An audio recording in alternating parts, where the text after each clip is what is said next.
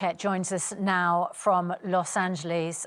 Very good morning to you. You were one of the first women brave enough to come forward to accuse Harvey Weinstein.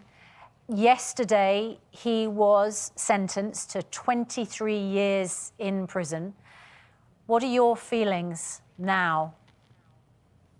I'm very happy about it. I know that everybody's very relieved.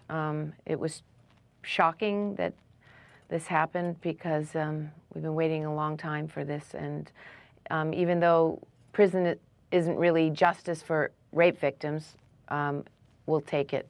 It's something. Was there a moment during his trial, Rosanna, when you wondered if he might be convicted at all? Oh yeah, I was very surprised when I was pretty sure that they were going to buy him out of it, because he's been able to buy his way out of trouble for many, many years. So it looked like it was going in that direction with the way his defense was going and discrediting everybody, and it was brutal. So we were just blown away that their justice was served by the jury. The jury believed him, and then very brave testimonies of these incredible women. I wonder how tough, Rosanna, after everything that you've all been through, to get Harvey Weinstein, to see him there in court, how tough that was for you all during the process of the court case, to see him sitting there, and as you say, to hear the way his defence attorney and the narrative they were trying to paint during the course of the case. Yeah, it's horrible. She's not a very nice woman, and you saw today when she came out of the courtroom, her comments that were made, saying that it was obscene and obnoxious and cowardly, totally unfair. Total unfairness is what she said about this trial. You know what's total unfairness? Being raped. That's total unfairness, taking away a person's life. Many, many women were raped by him. Taking away a person's livelihood, that's total unfairness. You're referring to one of his legal team. Let's just have a listen to what was said. Rosanna, it's been an extraordinary experience for you, and you've talked about the courage of those women who had to speak in court against Harvey Weinstein's defense.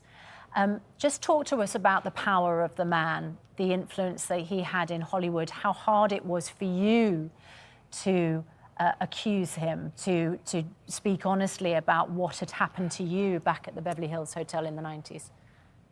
Well, there's a lot of fear, because as you see, if anybody's gotten a chance to read Ronan Farrow's To Catch and Kill, it goes into it in extraordinary detail, how far he went and high up he went to shut down the story at NBC, and called every agent and manager and everybody that could possibly help him, including Jeff Bezos, apparently. There's now evidence of that in emails.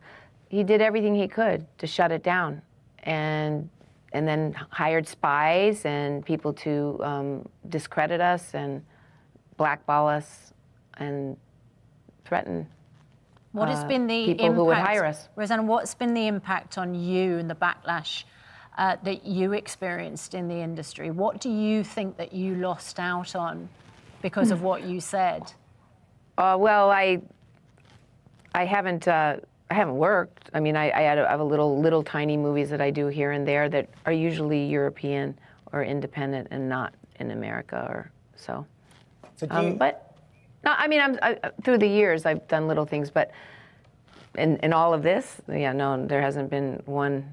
I haven't really done anything much. I mean, that would be an extraordinary thing if Hollywood now, because he's been convicted, jailed, Hollywood made amends to the women who were punished as a result of speaking out about him. That would be wonderful if they would, hire a lot of the survivors, and hopefully eventually that would happen in some way. But there are still a lot of people that seem to protect him and feel sorry for him, and that's painful. Rosanna, do you worry that despite this and despite this sentence, and he has further charges that he's facing, that that actually his power and control, it sounds like you feel, is still pervading through Hollywood. And that, you know, it's a big, high-profile case, and hopefully things are shifted, but they're not shifting far enough in terms of the power that some of these mega producers wield and the influence that they can have over young actor and actresses' careers. Well, there are many Harvey Weinsteins. He's just one of many. I mean, there are more stories, and eventually they will all come to light, because you can't hide this stuff anymore. The game is up, and as you know, time's up. That's the truth. There is going to be more legal action, of course, because he faces trial in LA.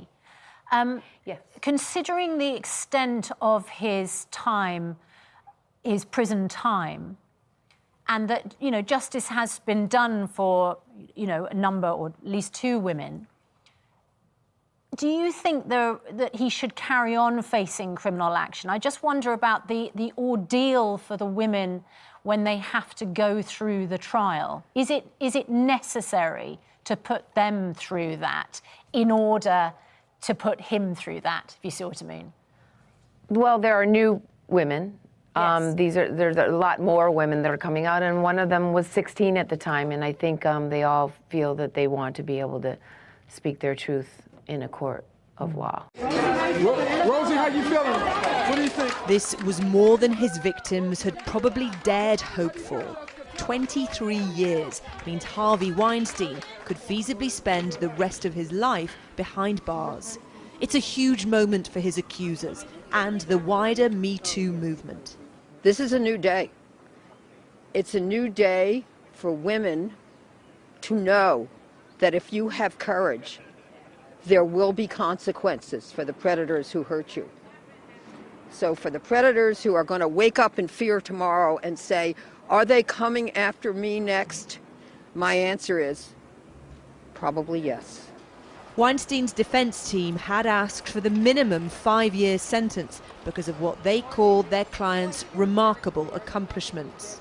I think that number is a cowardly number to give.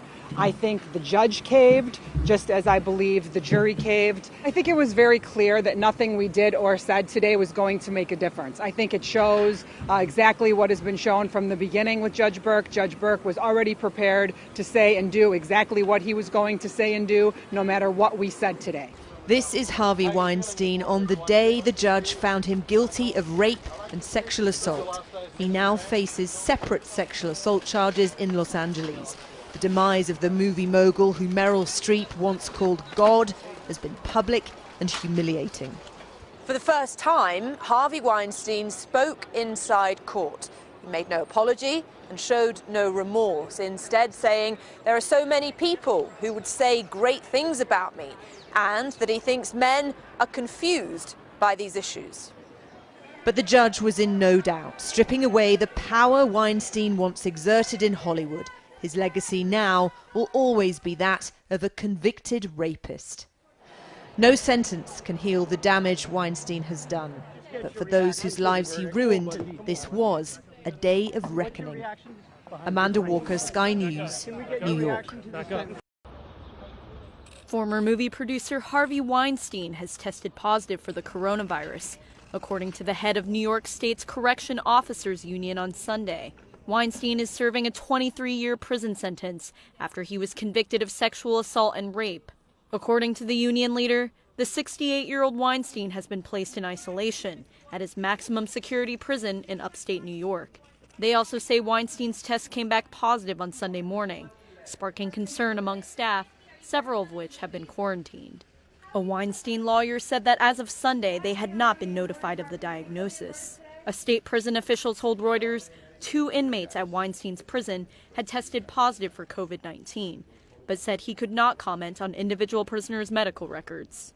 Weinstein's convictions were hailed as a victory for Me Too, the movement against sexual misconduct by powerful men.